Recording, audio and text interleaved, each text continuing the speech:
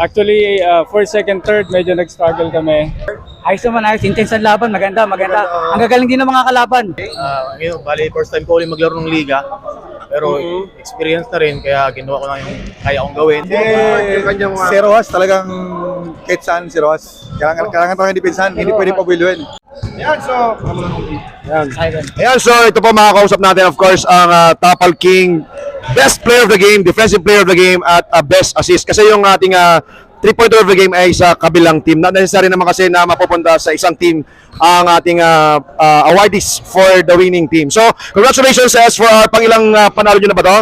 Pang-apat na, no? Tama, pang-apat na nga. Ayan, congratulations at grabe yung pinakita nyong game. Isang intense game. Talagang di kita roller coaster lumamang ang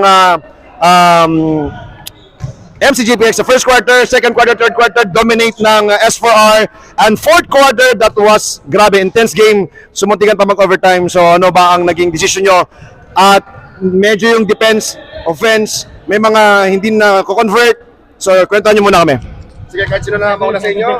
Okay. Then, actually, first, second, third, medyo nag-struggle kami. Then, sa third and fourth, nagkumpiyansa lang kami. Tapos, binigyan namin ng chance yung mga kampi namin. At na-convert namin yung mga steal, tsaka yung mga scores namin sa tulong ng mga kampi. Yes. Ayun, pareha. First time mo ba na maglaro? Or- Dito? Oo, first time mo bang maglaro? Yeah. Ayun, so how was your experience so far? Ayos naman, ayos. Intense ang laban. Maganda, maganda. Ang gagaling din ng mga kalaban. Halos lahat. Ang ganda ng laban. So ano nga sabi mo doon sa game nyo na talagang roller coaster na talagang... Oo, intense. Talagang maganda. Good luck sa susunod na team. Ikaw naman, ito tahimik lang sa umpisa pero iba-iba pinakitang game din, of course, ni EJ. Ngayon, bali, first time ko ulit maglaro ng liga. Pero experience na rin, kaya ginawa ko na yung kaya kong gawin. Yung may apply ko sa laro, bilang matanda na rin sa liga. Kaso ngayon na lang, ayun, depensa, support sa mga kakampi. Magaling din yung mga kalaban, kaya nahirapan din kami. Pero okay, binigay lang namin yung best namin, kaya nanalo.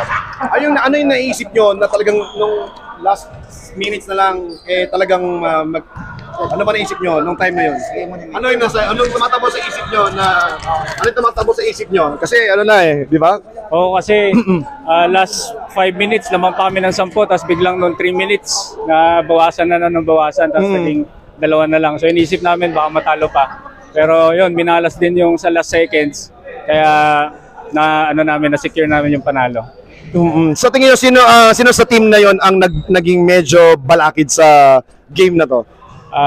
Actually si Faisal. Ano ba? Ano bang? Kung sino yung talagang sa tingin nyo, binigyan nyo binigyan nyo talaga ng depensa, binigyan nyo na kailangan, wag tong magkaroon ng Si Rojas talagang kahit saan si Rojas. Kailangan talagang depensahan, hindi pwede pabuiluin. Ay, hindi, yung isa. Si Abad, Faisal. Abad. Si Abad. Abad. Si Faisal. Faisal, Bakit? Kasi siya lang Shooter, nagdadala ng bola eh. Shooter hindi pwedeng iwan. Pero nung first half, si Soler kasi kung nakakakuha ng foul. Kasi Manuel. Saka si Manuel. Lalo na si Manuel, hindi pwedeng ipabuiluin. Kasi pabuiluin mo, wala.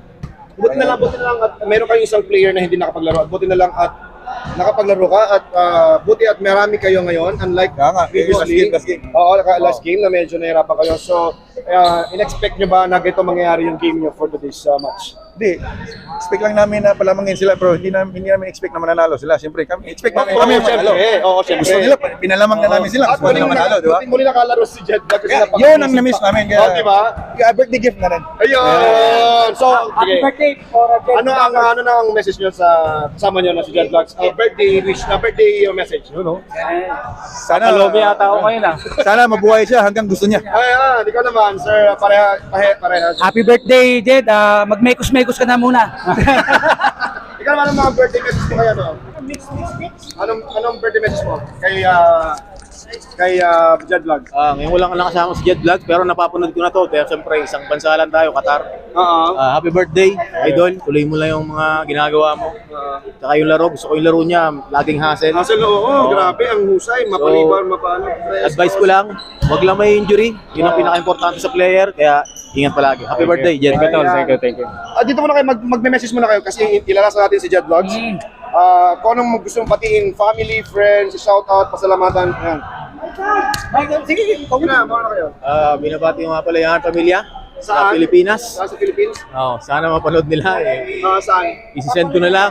Saan sa Philippines? Sa Pilipinas, sa Subic. Ay, Subic, Olongapo. Olongapo po. Alright, so yan po, DJ ang ating Tapal King of the Game. Ayan naman po si pareha.